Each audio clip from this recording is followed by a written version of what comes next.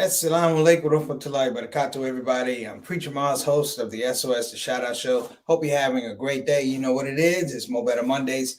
We open the show today with a bit of sad news, personally touching me.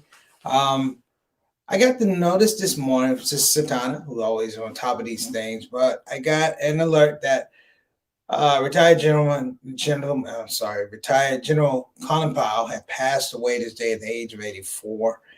For those who don't know Colin Powell and his importance and his relevance in terms of current politics and military issues and things like that, as well as his value to the Black community and the overall community in his years of service as a military man as well as a diplomat, I would encourage all of you to look him up.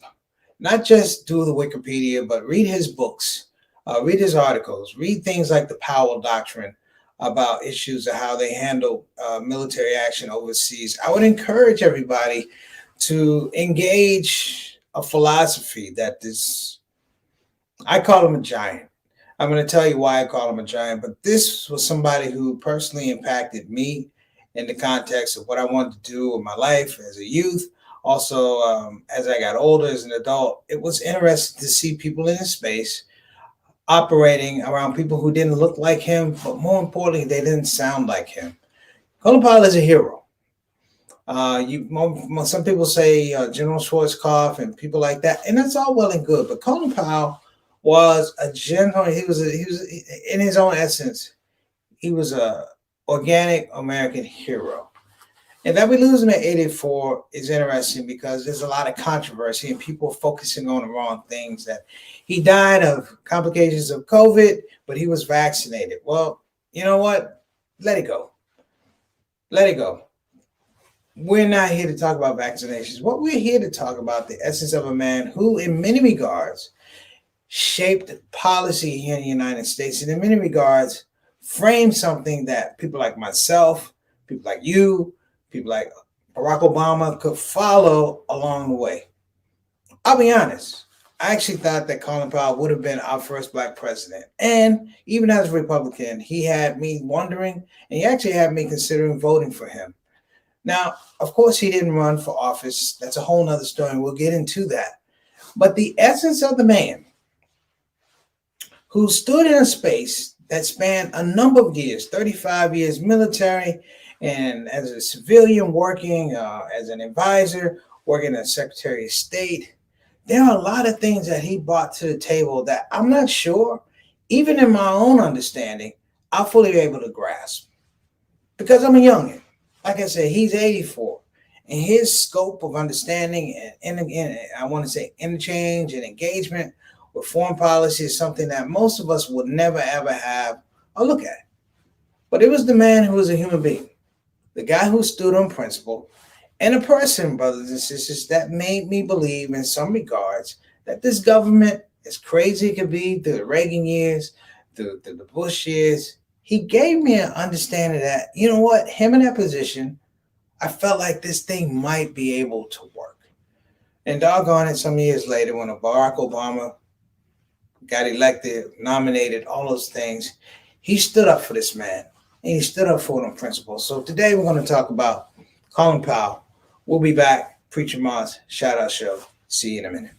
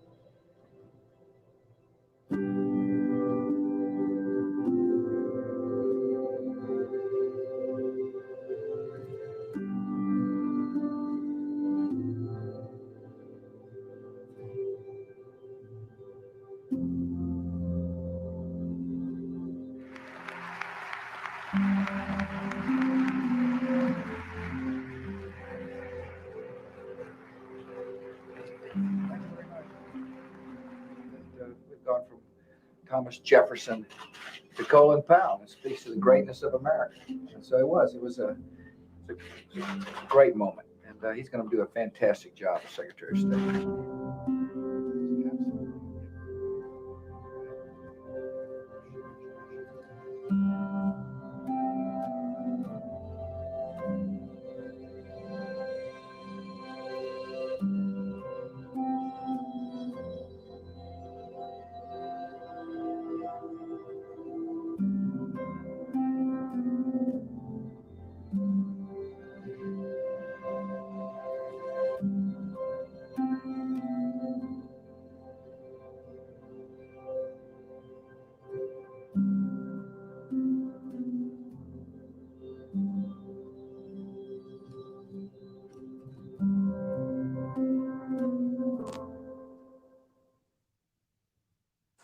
These are warning signs that your liver is in danger. Bad breath. So, let me tell you a little story about myself. So, in the 6th grade, my mother had me go around and take tests. You always hear the story about my 6th grade teacher, Miss Alvita Jones. May Allah be pleased with her. In the 6th grade, my mother and Miss Alvita Jones, my father, decided that I would not go to public school. I would not go to Thomas Johnson's middle school, which was a nice little walk from the house, but it wasn't going to happen. So I wasn't going to go to school with my friends. The decision was that I was going to go to military school, St. John's College High School on Military Road, 27th and Military Road in Washington, D.C. Probably one of the most depressing decisions I ever had to endure. But what I wanted to know is that it provided me a framework. You start at ROTC officially in 9th grade. So I had to go middle school and then high school. In high school, 9th grade, a question was asked about my ability to be a soldier.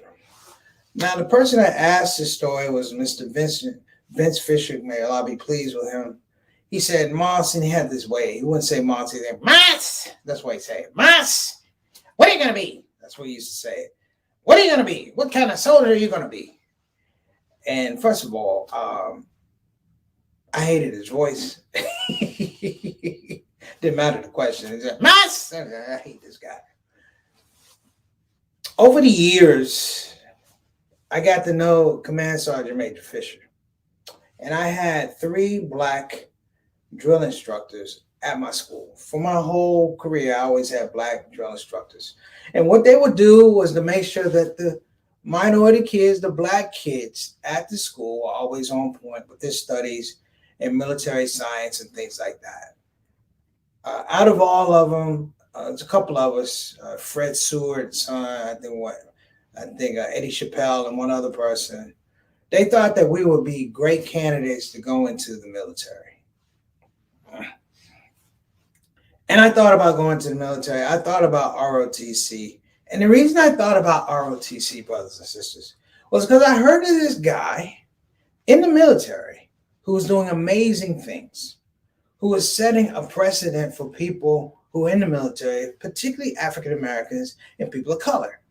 That person was Colin Powell. Now, it's hard to kind of relate this because when you're in ROTC, there's a certain thing. The word we use is a particular type of nomenclature to explain what it is to be black in the service. And we looked at Colin Powell as he rose through the ranks. It was interesting because we cheered for him.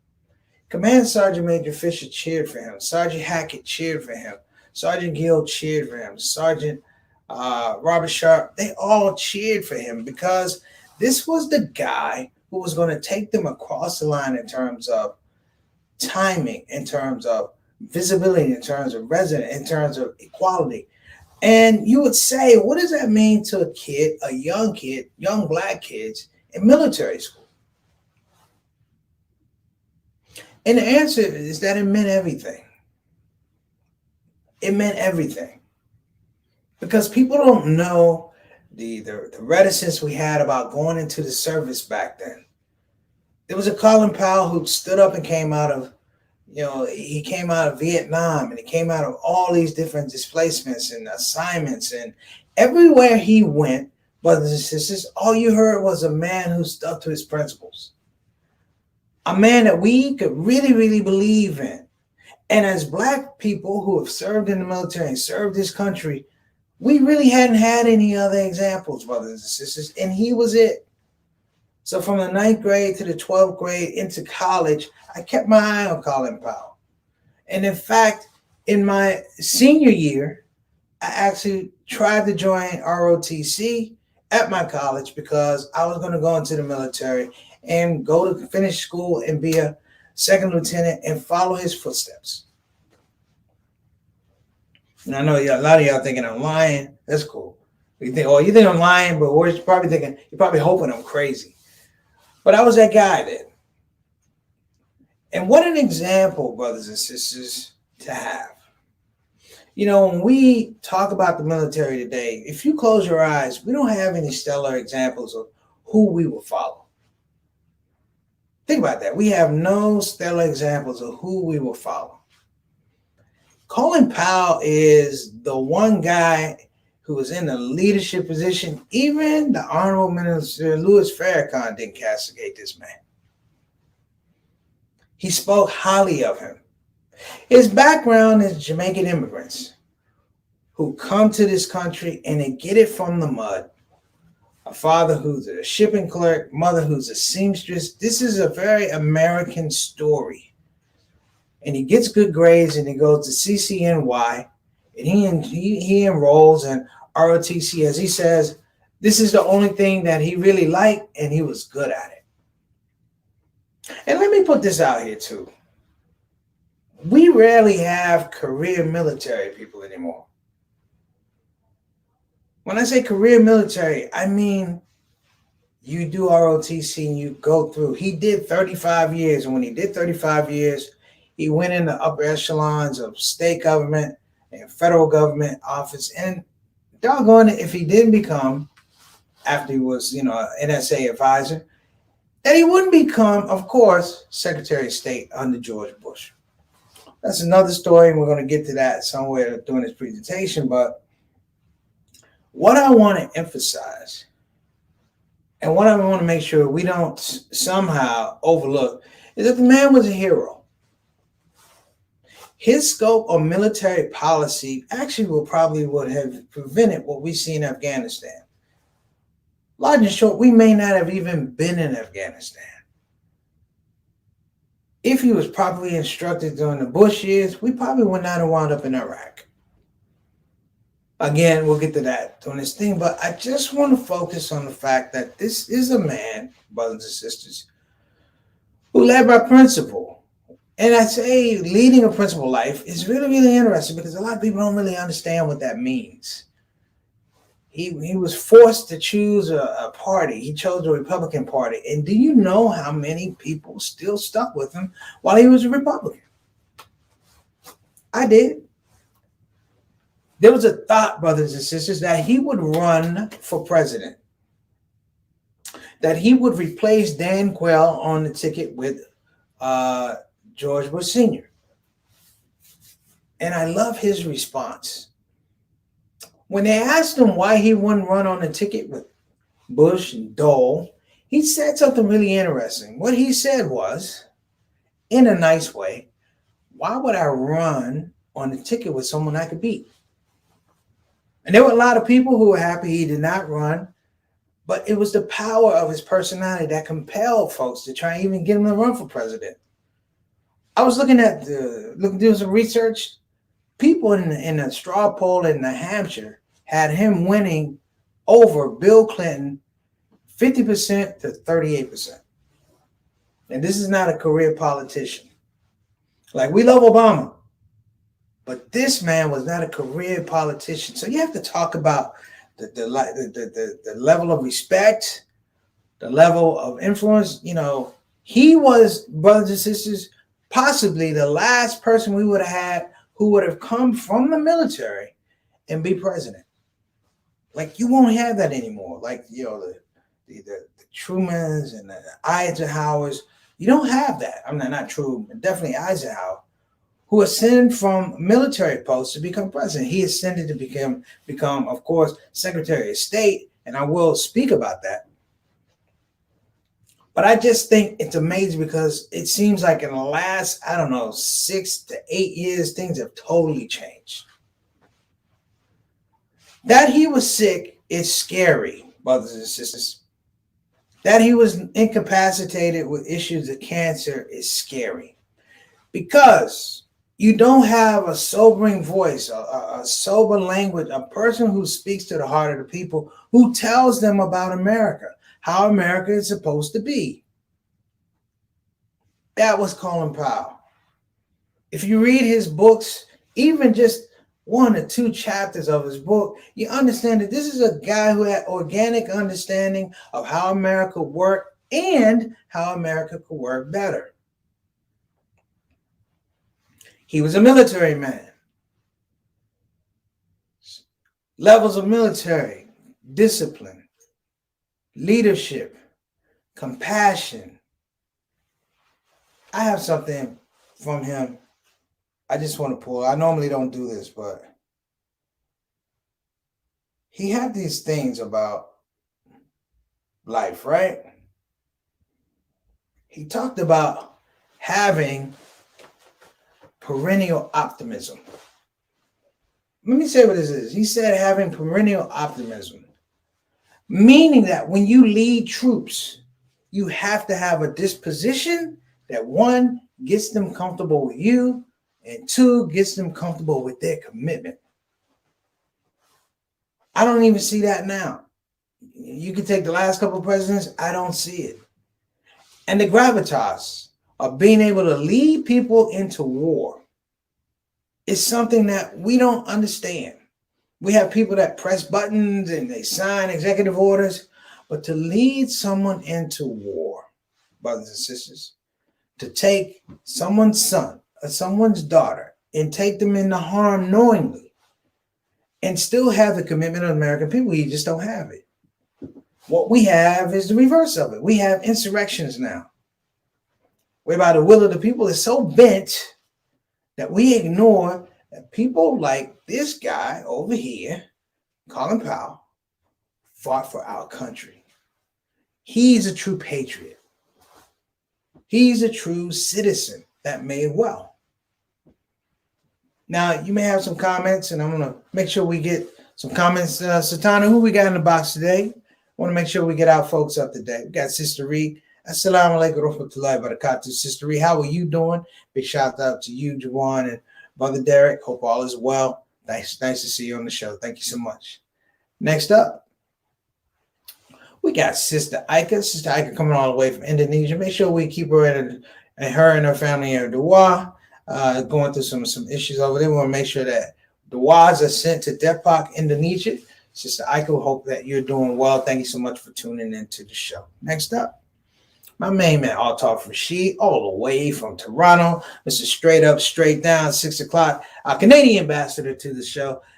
Altaf, do you have any recollection of our hero, retired General Colin Powell? I think about that. Thank you so much for coming on the show. We appreciate your support. And let me see, we got Fight the Power Word, my main man Elijah out of Houston, Texas. What's going on, Elijah? Wa alaikum assalam wa rahmatullahi wa barakatuh.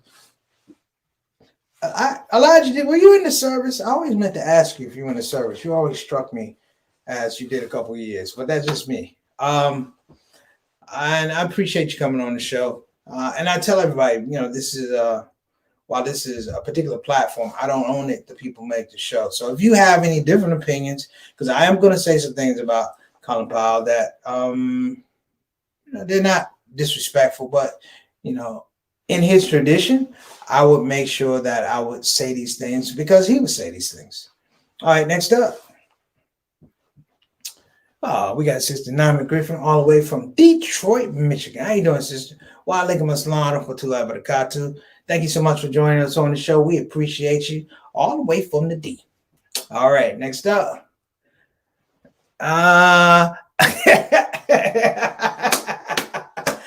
Okay. Elijah said, yes, sir. You in the military. There you go, Elijah. I don't know how long I know you, brother, but it's been a bunch of years. I never asked that question, but you could tell. Elijah, you could tell when somebody's been in the military, something that just jump off. But you know what I'm saying. So you're a soldier, and I'm an almost soldier. I'm a junior ROTC soldier. But you know what it is to stand at attention, hands on the seams. You know what I'm saying? You know what this looks like, brothers. You know what it feels like.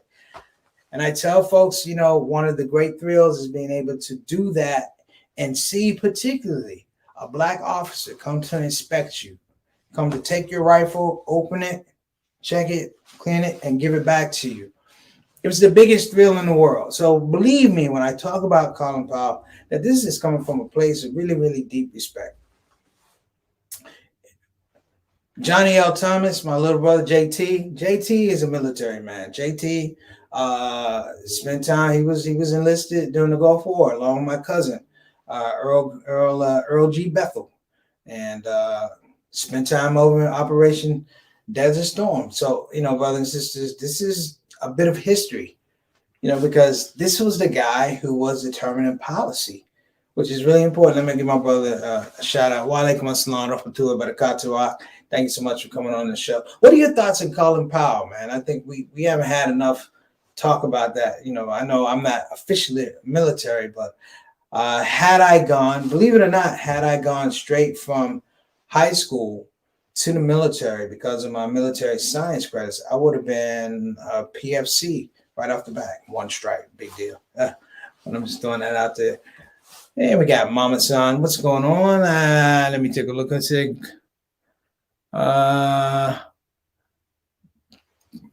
Probably General Powell fought the war, but he did not fight himself. Yeah, he had this gravitas about being able to listen to people. Like, I'm not good at listening to people. Maybe you guys are. He had this gravitas about listening to people. He said, but don't entertain naysayers. He said, because most of the time the naysayers are wrong. Every once in a while they get it right. He said, for the most part, they're wrong. He said, as soon as you get all the information, he said, you go with your most authentic, ferocious self and make a decision. So, I'm looking around now, and there are some things that, he pointed out in his own book. The thing that a lot of people will give Colin Powell a difficult time was in 2005, brothers and sisters, he was presented to the world to make the case to go to Iraq the second time. And he was marched out, and I've always had a very deep disdain for the people who are around him, Donald Rumsfeld, Dick Cheney, George W. Bush, because they walked him out on the plank with a lie and let him tell a lie to America. That there was yellow uranium in in Iraq, and that was the provocation to go, that they had weapons of mass destruction. You haven't heard that word in a while. That they had weapons of mass destruction. And they marched them out. Now, I don't know if he knew it was incomplete information or inaccurate information or actual lie. All I know was I looked up and we were going back to war. And I didn't think it was necessary. All the evidence pointed against what they were saying, but put out as Secretary of State to make the case. He made the case. And when Bush was reelected, he was forced to resign. I don't have all the nuances about why he was forced to resign or things like that. All I know was it hurt.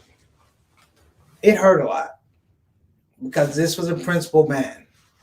And I felt like, Colin Powell, I respect you. You are my elder, but it's on you to go get the correct information.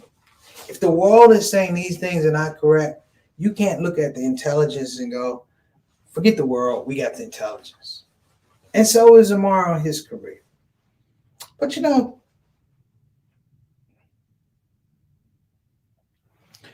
in something that's really, really extraordinary about Colin Powell, he admitted his mistake. He said I was wrong. He said in 2005, I made a mistake, and it was a painful mistake. In my heart of hearts, I have to believe that he lived that mistake. As our soldiers went off to war, he lived that mistake. And when it came time for him to, I want to say, rectify or get his mojo back with the Republican Party in 2008, he held a conference. You guys have seen it. If you haven't seen it, go back. But everybody was on him because Barack Obama was a Democratic nominee for president. And one of the big voices who was out there that who hadn't endorsed anybody, it was Colin Powell. And Colin Powell went against, at the time, John McCain, who was also a U.S. war veteran. But his explanation was so beautiful. His explanation was so beautiful. And he started with, what somebody said, Barack Obama is Muslim. He said, what if they are? What if they are? And he put into motion in a very large scope, brothers and sisters, the fact that as Americans, we can be very limited in scope. We can be very limited in our thinking. And he presented this case that what if I embark on the audacity on the fact that I believe that this is the man who could do the job? That this man, this Barack Obama, forget the fact that John McCain had been in office for a long time. He said, I believe in the nature and the integrity of this man. And he said, no disrespect to John McCain. He said, but in the integrity of this man. And he put it out there, brothers and sisters. I'm saying this as a retired general. I'm saying this as a Republican. He said, I'm saying it as a black man. And all that other stuff I told you about the U.S., the Secretary of State and stuff like that. In my heart, he rectified himself. Because I believe that situation was even more difficult than when he had to do what he had to do in 2005. And he turned around, brothers and sisters, and he sat in a meeting with Barack Obama. And I don't get emotional when black men meet, but damn it, I was happy. I was happy to see an elder with a young buck. I was happy to see a black man with all silver gray hair with another black man who had black hair. And they smiled and they talked, and it was intelligent and it was intellectual. And you know what it was? It was America. As America had never seen itself. It was America. It was a dream of Colin Powell and his parents who came here from Jamaica, who struggled and toiled. And from that space, brothers and sisters, I think it's important for us to realize that we still have the capacity. We still have the audacity, but do you have the courage? I believe right now, in all of us, we need to find that little piece of Colin Powell, whether in the military or not. Find that little piece of Colin Powell, pull it out, and appreciate it. And put it out on the table for people to take a look at, to understand that this type of brilliance, loyalty, discipline, faith, this is what makes America America. Do you realize all the guys pretty much in politics these days are talking about going to war? They ain't really going to war. They were in for 3 years. They weren't in for 35 years. Do you realize when Colin Powell started in the military, it was still, brothers and sisters, it was still pretty much divided. Oh, yeah, did I tell you he grew up during segregation? Yeah, if you were born in 1938, you grew up in segregation. And he served his country faithfully, even though he couldn't vote. Well, let me add these few things and then I want to go. Courage is a thing that Colin Powell exhibited all the way through his career, even when he was wrong. And there's something to be said when you exhibit courage, even when you're wrong. And when you don't know, you exhibit faith. And when you're doubtful, you work a little harder. So to Colin Powell, we appreciate your service, your loyalty to your country, and for inspiring little knucklehead guys like me in the 7th and 8th grade who didn't see any value in the military until I saw you. I salute you. Assalamu alaikum wa rahmatullahi wa barakatuh. That's the shout out show. Let's get to our sponsors. We'll give a shout out for BeFinanciallyIndependent.com. Again, that's BeFinanciallyIndependent.com. If you're interested in getting some advice on financial matters, wealth protection, retirement, you want to go here. And when I say that, I'm not saying just to go there. You need to go with a mindset that you're trying to learn about how you expand and grow your revenue. It's one thing to make a dollar. It's another thing to make sure that dollar works for you. I've said that. Call 1-888-496-6845. Again, that's 1-888-496-6845. And our other sponsor, we'll give a shout out, brothers and sisters, of course, to Bayan Islamic Graduate School. Again, that's Bayan Islamic Graduate School, of which I am an alumni at this point in time, offering programs in Islamic leadership, Islamic studies, Islamic education, also offering a premier program for Muslim chaplaincy, which is a big thing now. So I want people to check it out. Go to bayanonline.org. Again, that's bayanonline.org. Check out Bayan Islamic Graduate School. That's our show. I appreciate your patience. Thank you guys so much. Peace and blessings to the Powell family. I know it's a difficult time. And for all of us, let's send up some prayers and some du'as, all right? And guess what? Shout out show family. I salute you too. Assalamu alaikum wa rahmatullahi wa barakatuh. See you tomorrow.